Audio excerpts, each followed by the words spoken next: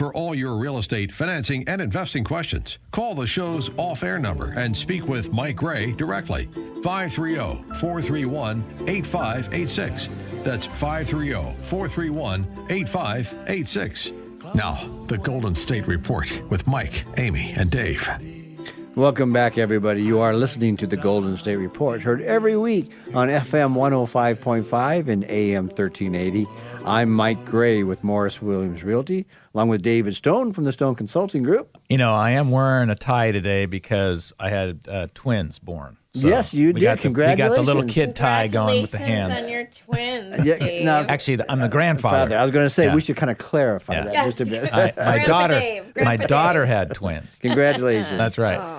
And then we also have Amy Debusk from Finance of America. Hi, everybody. So we are the Mike, Amy, and Dave of the Golden State Report. There you go. And so, Amy, I want to kind of talk, and we're talking about financing this segment, and I want to kind of make you aware of something that I know that you have taken care of.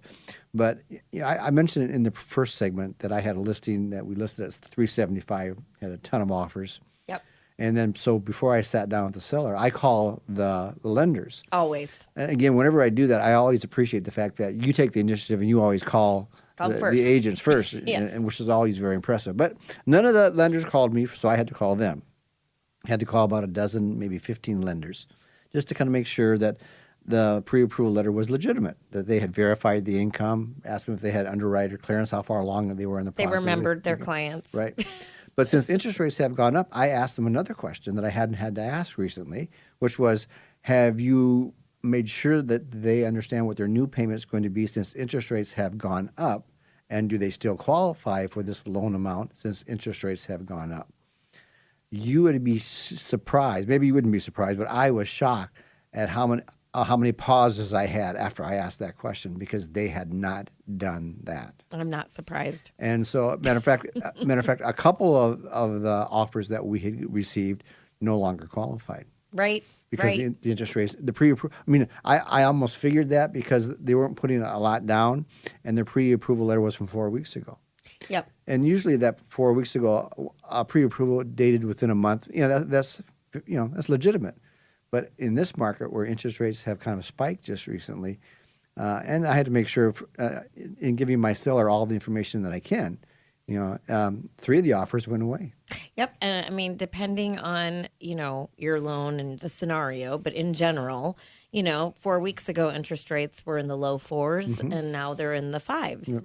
And that's a big jump, especially if you were buying at the top of your buying power at 4.25, a full point higher. It's depending on the loan amount or whatever, can be $300, $400, $500 more a month. Well, and then the follow-up question, I said, oh, no, they still qualify. The lender said, no, they still qualify. You don't have to worry about that. I said, well, great. So have you talked to them about what their new payment will be? Again, we had some pauses, all right? And I thought, do they know what the payment is? Because in any real estate transaction, you do your best to eliminate surprises. And the one surprise buyers do not want, I guarantee buyers do not want, is a higher payment. I thought my payment was going to be this, and now it's going to be this. And, they may decide, you know what? Even though I can afford it, I don't want to live under that type of a budget. Exactly. Sticker shock. Yeah. And so they say, no, I'm not going to move forward with the house.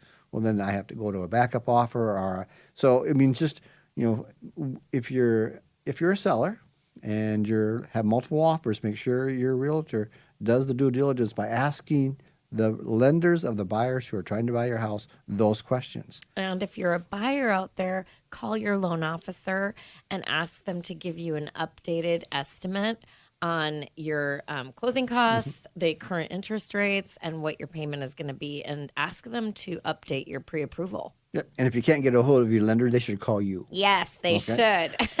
Every time I'm calling those, and matter of fact, this happened twice. I said we had quite a few offers. I called the lender, got an answer machine. Well, this is on a Monday morning. I'm going to meet with the seller on Monday night. So I leave a message saying who I am, saying this is who your buyer is. They made an offer on a listing that I have. I'll be meeting with the sellers tonight. I need to speak to you, about that buyer before I meet with the seller. 2 lenders did not call me back. Wow. Okay. That's a kiss of death. Well, it is. I mean, I tell the seller, well, here's the offers, but I can't verify the qualifications. The letter says that they're qualified, but some of that stuff is kind of vague in a pre-approval letter, and there are questions that I needed to ask, and the lender never called me back. Well, and then those offers probably get put to the side when you're talking to your seller. Yeah, and unless the offer is, I mean, there are a lot of offers that have a lot of similarities, and so all things being equal, and this lender didn't call me back.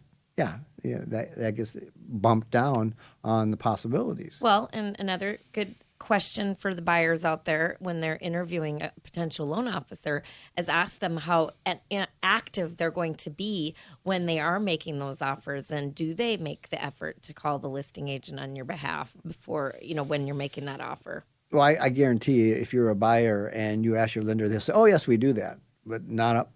Like I said before, I had almost 24 offers on this listing, and none of the lenders called me. I had to call. Wow. I had to call the lenders. Well, good tips for our buyers. Yes, it is. It is.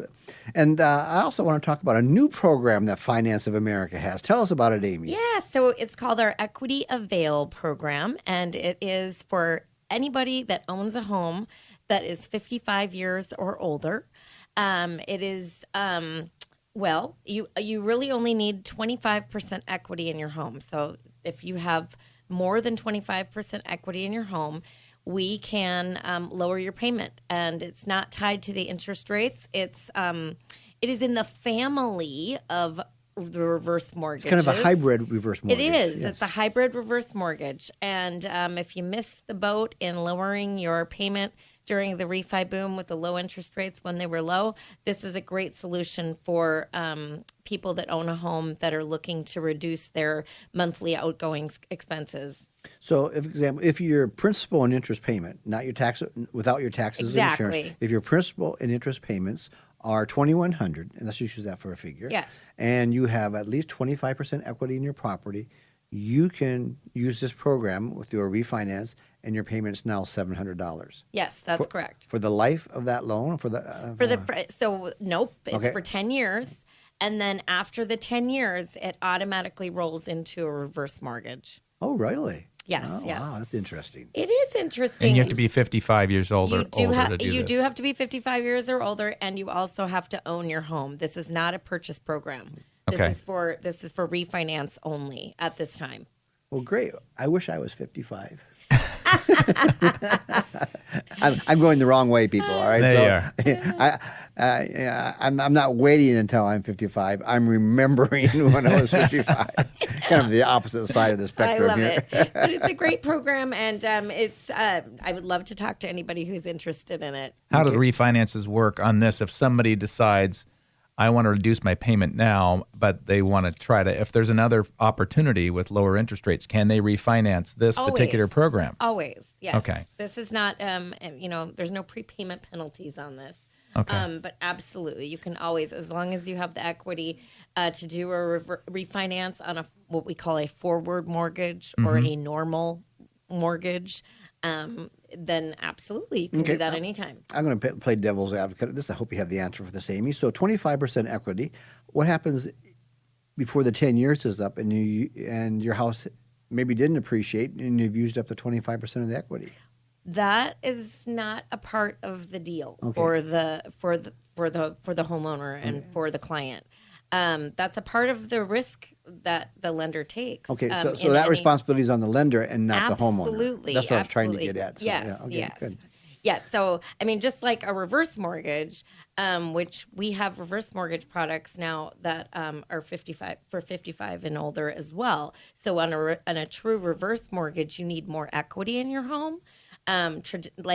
For just conversation's sake, you need about 60% equity in your house to do a reverse mortgage to remove the payment altogether.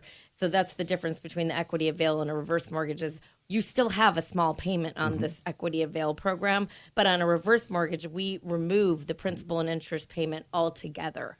So this is what's kind of a hybrid. Exactly.